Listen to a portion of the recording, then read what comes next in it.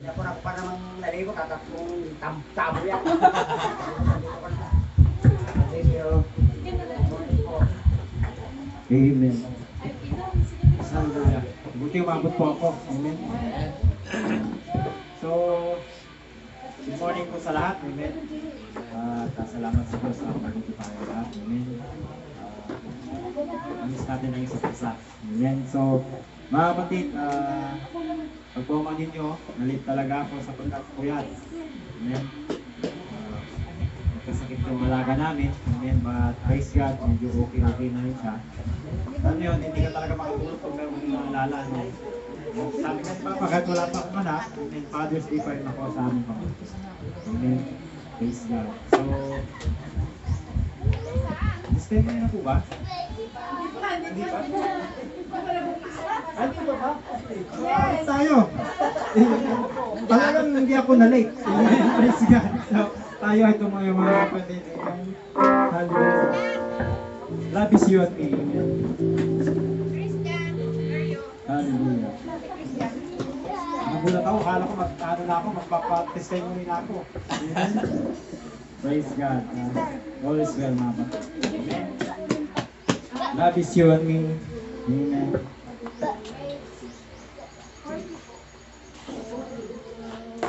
Page 40 po, mga kapatid. Amen.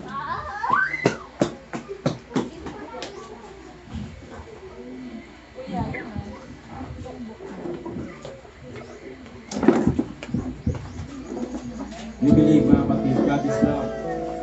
Amen. Love is you and me. Amen. Thank you, Jesus.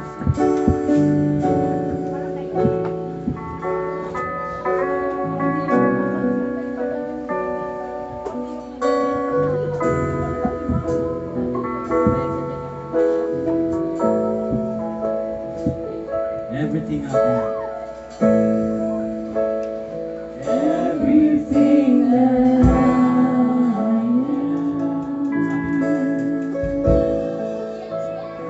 pour it into you. Now that I am in you, yes Lord, you are in me. Now that I am in you, Holy Spirit,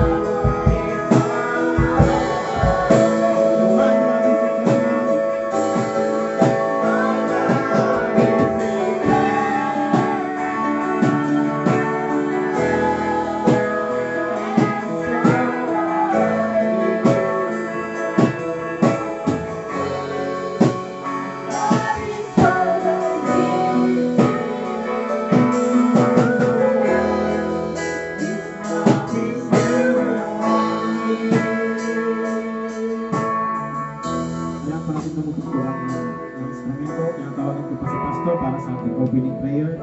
God bless po, Pastor.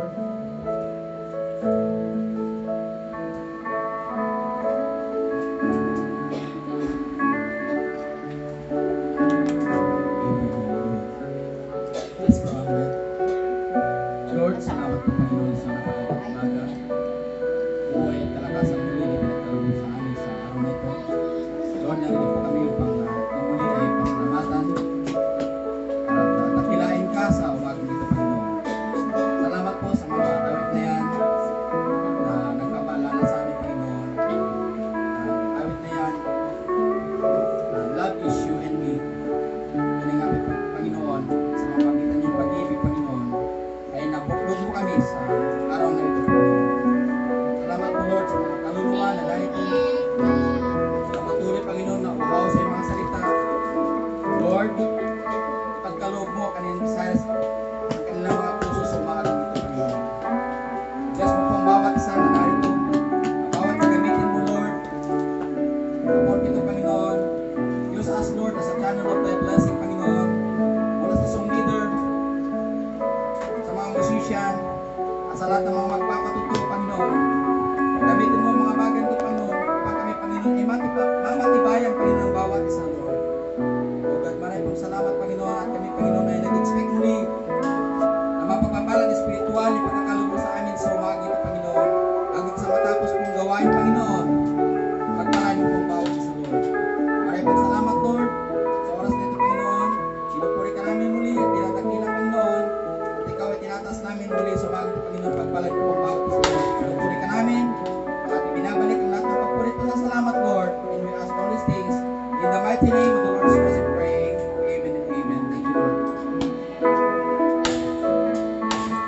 I-mention po natin yung business. Sa page natin po mga kapatid.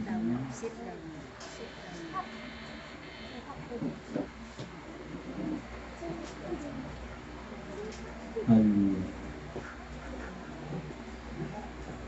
Purihin po po sa Amen.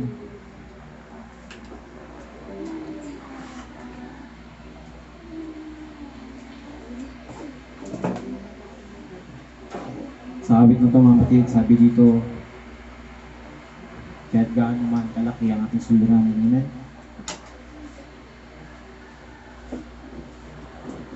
Ay, siya pa rin nasasambahin, amen? Hallelujah.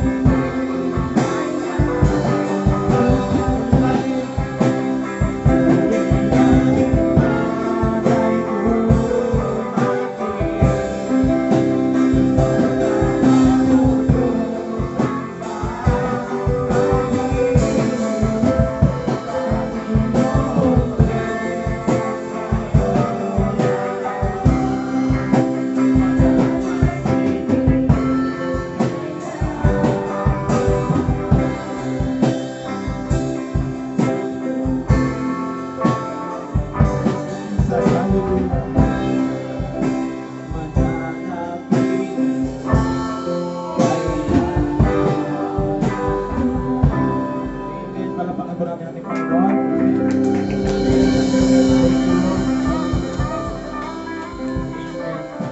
Tunay nga napakabuti ng ating Panginoon. Amen. Sa dami ng ating suliranin. Amen. At dumating sa ating buhay. Amen. Siya pa rin ang ating sinasamba. Amen. Sabi ko nga sa inyo mga kapatid, darating yung time na wala na tayong choice mga kapatid, kundi ang tawagin siya. Kahit gaano ka kasama mga kapatid, kahit gaano ka man kabuti, darating sa time tayo na no choice tayo kundi lumapit sa Kanya. Naranasan ko yun mga kapatid. Alam niyo yung tingin mo sa sarili mo, kaya mo lahat na harapin, pero hindi. Amen. Dumating yung time, punto ng aking buhay, wala akong nilumunin na ibang tao kundi siya lang. Amen. Hallelujah. Alam mo, bigat ka na wala kang pagsabihan. Pero pag nag-pray ka, umawit ka na mag-isa mga kapatid, gumagaan. Amen. Kaya sabi ng awitin na to, kahit gaano man nasuliran ka, anumang sularin ang dumating, amen, ikaw lamang sasambahin. Totoo po yan mga kapatid. Amen. Praise you, Jesus. Hallelujah.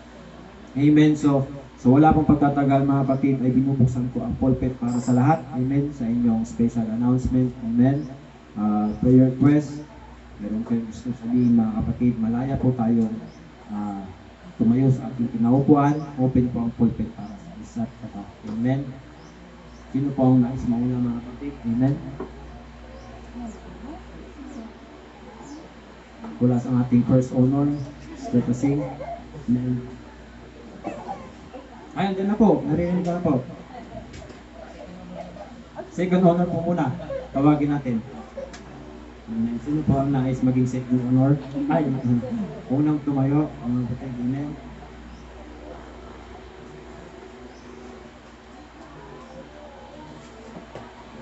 Amen. God bless you, Sister Banji.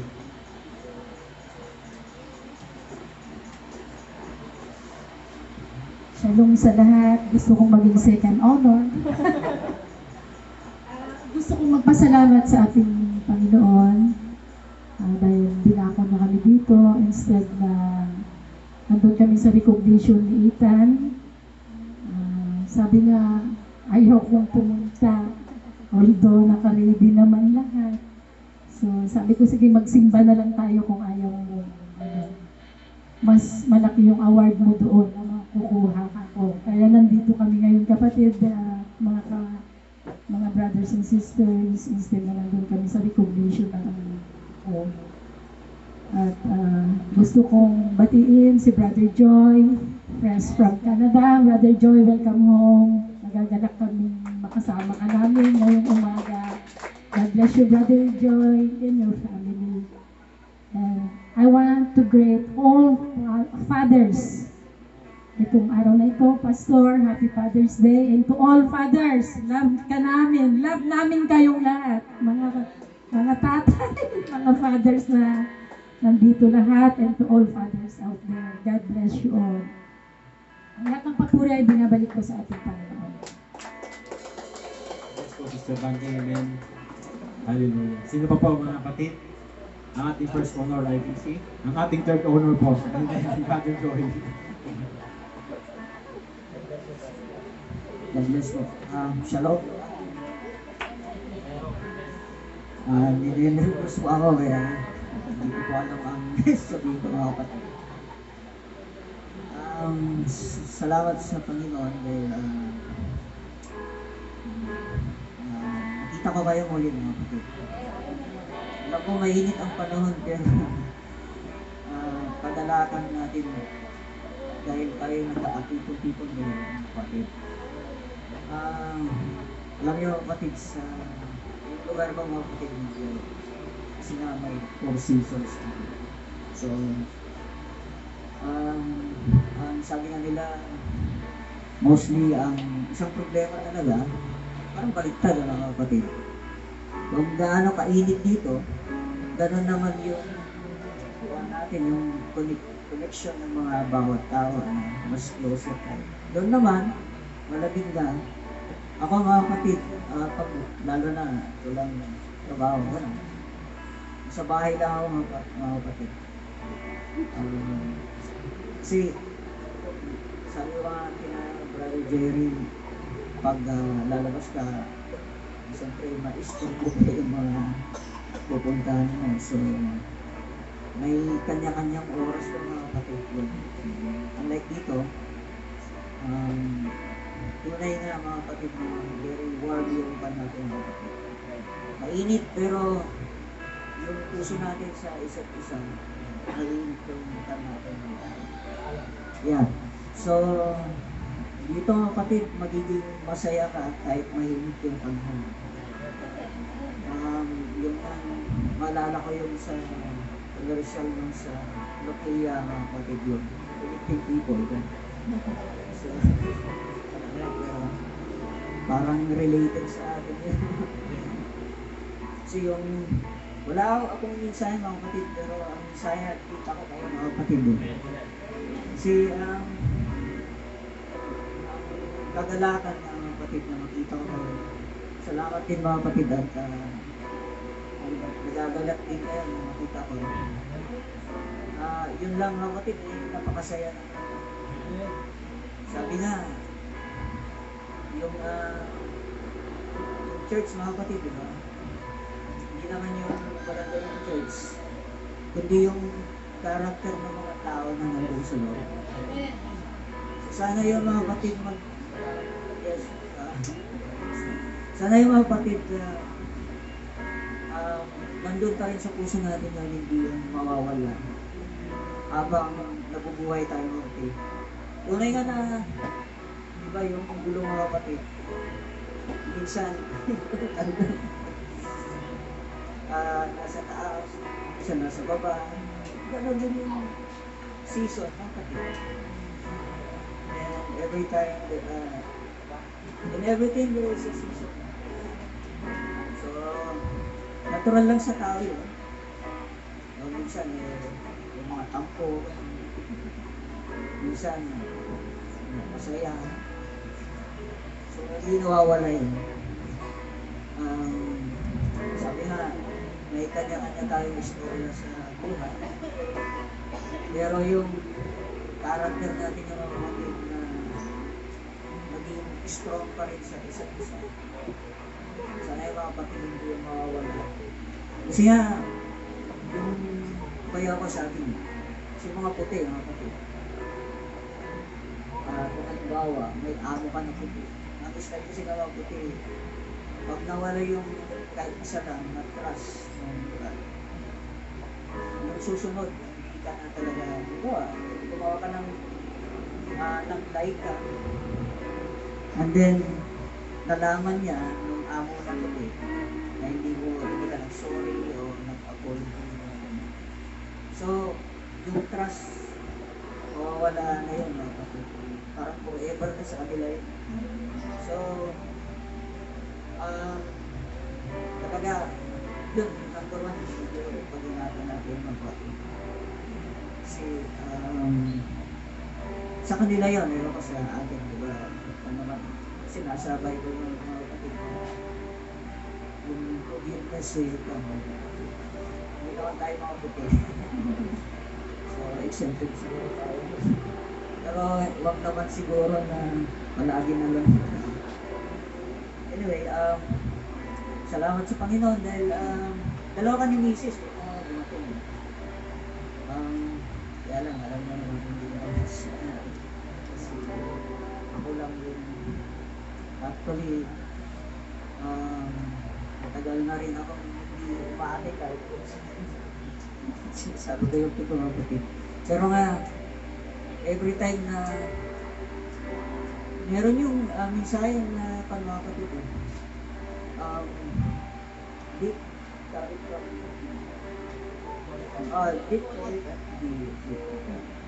so hindi nawawala yun sa akin mga kapatid. So may believe bawat isa mga kapatid. So it's like tayo nga, di ba mga kapatid, yung isip natin, yun yung control tower mga kapatid. So every time na yung yung nature na isang tao is parang yung lion pa na hindi siya na-tame. So, baka mamaya, Anyway, bali tayo yung nagpo-control. Siyempre, tayo nag-isip, tayo mag-control tayo yung mismo nagpo-control sa kanya. So, yun mga kapatid. Yung inner circle natin na natin mga kapatid. Napakaganda mga kapatid. Kahit anong pangyari, tayo pa rin. Matibay na mga kapatid. Bumabalik ako sa mga kapatid. Salamat sa Panginoon dahil ingatan namin sa biyahe namin. Patuloy nyo rin kami include sa prayer. Kayo rin mga kapatid, hindi rin makakalimutan. So yun mga kapatid, nakapasama ko tayo.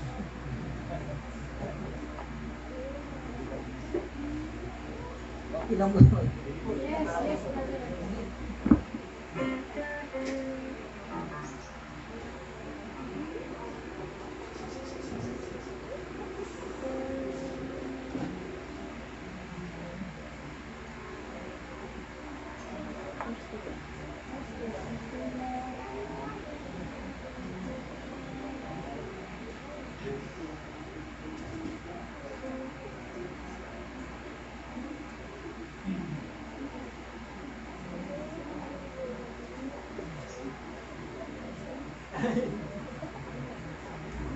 Sige, kapatid, sunod na lang next time.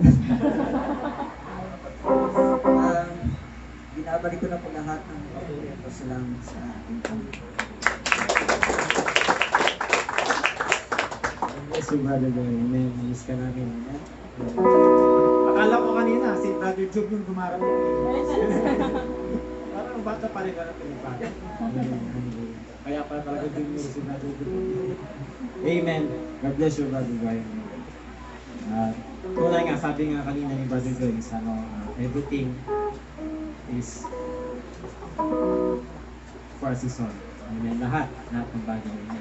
May season, sabi nga ni Pastor natin, may season ng pag-iyak, may season ng happiness, pagtawa, malungkutan, may season ng pagkamatay, pero may season din ng pagbubuhay. Amen. And lahat po ng bagay na yan ay walang exemption. Mararanasan at mararanasan ng tao. Kung i-apply natin sa ating sarili, yun yung kalungkutan, kamatayan na na-experience natin. Yun yung mga emotions, character na sinasabi ng Brother Job kanina. Although, minsan kasi hindi natin mapigilan.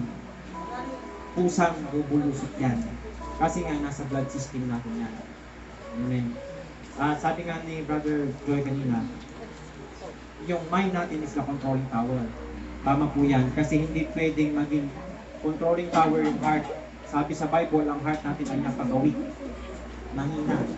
So pagdating sa decision making, hindi heart ang dapat sumusunod lagi. Like akibat na mind. Sabi ni Paul, renew your mind. Hindi niya sinabing renew your heart. Kasi automatic malambot yan. Pero ang tinutukoy ni Paul doon, renew your mind. Mag-isip ka naman bago mo gawin. Kasi yung puso uulang yan ng uo. Amen? Mahabagin yan eh. Nakita mo yung pulubi, bibigyan mo. Nakita mo yung namamalimos, bibigyan mo. Heart kasi yan. Kaya ang sabi ko, sinasabi ko sa inyo, hindi lahat na namamalimos na nangailangan.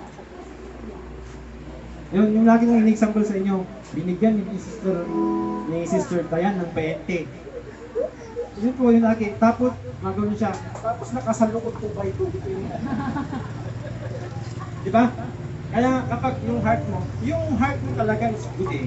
Yung motive mo na nagbigay tama. Pero may another side of that motive is not good. Ngayon, sa bagay si Sister Dayan is exempted na. Kasi first time yung mag-meet. Kaya ako, hindi talaga ako nagbigay kasi pangalawang meet ko na yon. Nung binigyan ko sa pesto, binigyan ko ng 20 rin. Salamat na salamat. Ayun na, hindi kita isulsuli. Hindi lang, tapos hindi ko na pulutan sa tingin niya. So, nung nakita ko siya, hindi ko na siya pinansin kasi alam ko, hindi naman sa edit man tayo kasi alam na natin eh. Ngayon, hindi ko na malayan kasi hindi ko lumapit kay Sister Dayan. Nagbigay ng 20 Sister Dayan. Ito binigyan mo, hindi ko makakalampakan. May tubay ko yun sa ano. So, nakita niyan, automatic talaga yung yung heart natin, nag-response ng positive yan. Pero kailangan natin isipin, mayroon bang isa pang kailangan paganahin. Yun sinasabi ko, let us renew our mind. Amen. At saka bakit pinaparin yun ni Paul yun, mga kapatid? Kasi nasanay tayo sa sa tawag doon, nasanay tayo sa puso lang lagi ang sinusunod eh. Basta maganda yung motive, good naman. Pero yung good na ginagawa mo, doon sa tao pala na yung nagiging bad sa kanyang buhay na rin. Tulad nun, imbes na magtrabaho, na didepende na lang sa kalimos. So ikaw din ang nagiging dahilan kung bakit hindi natututo yung tao. Na nakukuha ko natin yan, mga kapatid. So dapat, hindi masama ang pagtulong ng pagtulong. Basta yung tinutulungan mo ay nakikita mong nagpo-progress. Amen. Sabi nga ng Diyos, nasa Diyos ang awa. Ay sabihan natin yun, nasa Diyos ang awa, pero dapat nasa tao ang gawa. Diba? Amen. Hindi naman na parang Diyos ka ng Diyos. Diba? Eto, mga kapatid, para magkaroon tayo ng balance sa ating sarili. Sinabi dun sa Bible, dun sa nabanggit ko noon, huwag tayong maging over-religious. Huwag din tayong maging over na matalino. Saan? Sa Biblia. Bakit kanyo, mga kapatid? Or sa spiritual, bakit kanyo? Huwag nyo kakaligtan din yung natural nyo. Sabi nga doon sa Psalms yata yun, magiging baliw ka. Bakit mo papahamak ang sarili mo sa pagiging overwise and religious mo? Sabi doon sa Psalms. So, anong gusto ng Lord? Maging balance. Balance. In everything, give thanks. Lahat ng gagawin mo, dapat na-connect pa rin sa Spirit. Ibig sabihin nun, hindi naman ibig sabihin, huwag mo kakaligtan yung Spirito ay yung natural life mo. Doon ka na lagi.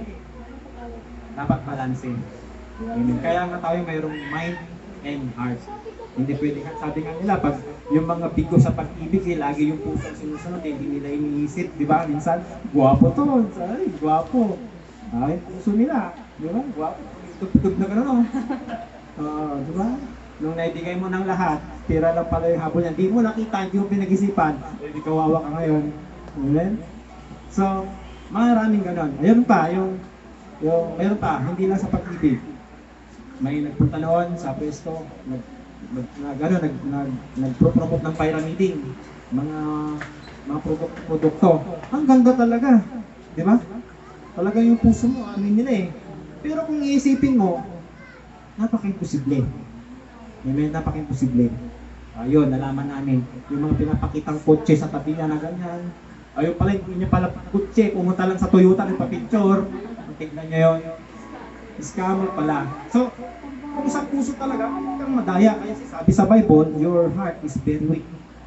Pero kapag nirenew mo yung mind, sabi ni Paul, iba yung mangyayari. Magiging controlling tower ng buong mong pagkatao. Amen? Kapagkat ang Diyos, dun sa Psalms na lang, ang taong wise, amen, pinag-iisipan muna bago niya gawin yung mga bagay. Amen. God bless you, Brother Joy. Sino pa po, mga kapatid, ang ating first honor? Amen. God bless you, Sister Dasim.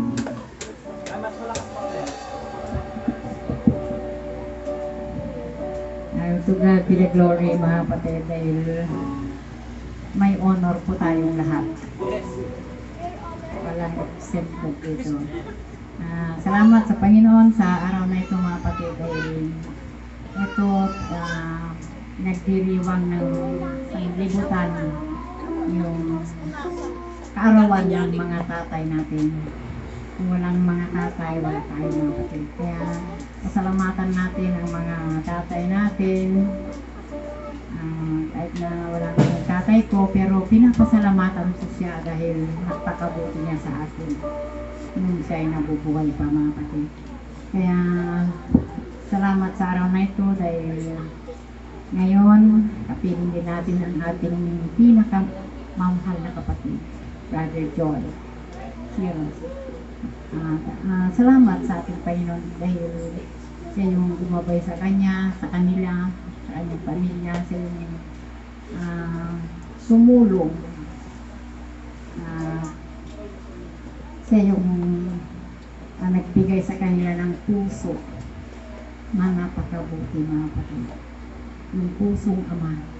Kasi hindi lang niya iniisip ang pamilya niya, iniisip niya pa rin ang church natin mga kapatid. Kaya salamat Brother Joy sa pagmamahal na inilagay ng Panginoon sa inyong mga puso. Sabi ko nga ito yung tagal natin na pinanalangin sa ating mga Panginoon na magkaroon tayo ng sarili natin, Brother Joy. Ito na yun. Salamat sa inyo.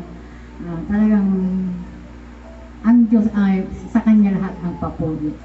Binibigay natin lahat sa Kanyang mga papuri. Dahil wala tayong magagawa kundi ang Panginoon.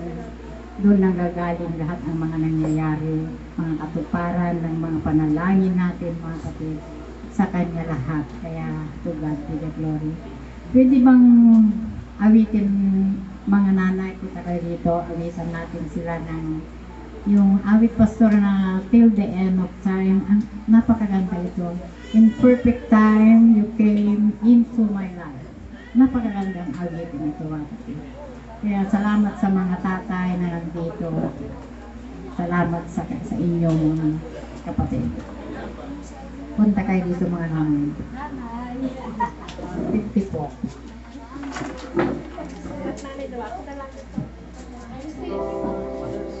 Talagang magandang awitin ito sa ating kumbaga para sa ating mga tatay.